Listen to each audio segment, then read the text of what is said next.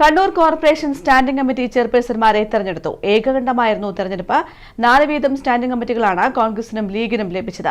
പുതുതായി ലീഗിന് കിട്ടിയ ടാക്സ് അപ്പീൽ സ്റ്റാൻഡിംഗ് കമ്മിറ്റി ചെയർമാനായി വി.കെ. മുഹമ്മദ് അലിയെ തെരഞ്ഞെടുത്തു.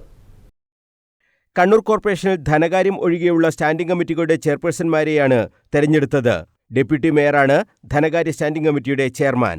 പൊതുമരാമത്ത് സ്റ്റാൻഡിംഗ് കമ്മിറ്റി ചെയർപേഴ്സണായി റിജിൽ മാക്കുറ്റിയെയും ആരോഗ്യ സ്റ്റാൻഡിംഗ് കമ്മിറ്റി ചെയർപേഴ്സണായി ശ്രീജ മടത്തലിനെയും വികസന സ്റ്റാൻഡിംഗ് കമ്മിറ്റി ചെയർപേഴ്സണായി അഡ്വക്കേറ്റ് ലിഷ ദീപകിനെയും വിദ്യാഭ്യാസ സ്റ്റാൻഡിംഗ് കമ്മിറ്റി ചെയർപേഴ്സണായി അഡ്വക്കേറ്റ് സോന ജയറാമിനെയും കോൺഗ്രസിൽ നിന്നും തെരഞ്ഞെടുത്തു. മുസ്ലിം ലീഗിൽ നിന്നും പി ഷമീമിയെ നഗരാസൂത്രണ സ്റ്റാൻഡിംഗ് കമ്മിറ്റി ചെയർപേഴ്സണായും റിഷാം താണിയെ ക്ഷേമകാര്യ സ്റ്റാൻഡിംഗ് കമ്മിറ്റി ചെയർപേഴ്സണായും വി.കെ. മുഹമ്മദ് അലിയെ ടാക്സ് അപ്പീൽ സ്റ്റാൻഡിംഗ് കമ്മിറ്റി ചെയർപേഴ്സണായും തെരഞ്ഞെടുത്തു. മേയർ ഒഴികെ മറ്റ് അംഗങ്ങളെയെല്ലാം ഓരോ സ്റ്റാൻഡിംഗ് കമ്മിറ്റിയിൽ ഉൾപ്പെടുത്തിയാണ് കമ്മിറ്റി രൂപീകരിച്ചിട്ടുള്ളത്. എ.ഡി.എം. കലാഭാസ്കറാണ് തെരഞ്ഞെടുപ്പ് നിയന്ത്രിച്ചത്. സ്റ്റാൻഡിംഗ് കമ്മിറ്റിയിൽ വ്യക്തമായ ഭൂരിപക്ഷം യു.ഡി.എഫിനുള്ളതിനാൽ എൽ.ഡി.എഫും ബി.ജെ.പിയും ചെയർമാൻ സ്ഥാനത്തേക്ക് മത്സരിച്ചിരുന്നില്ല.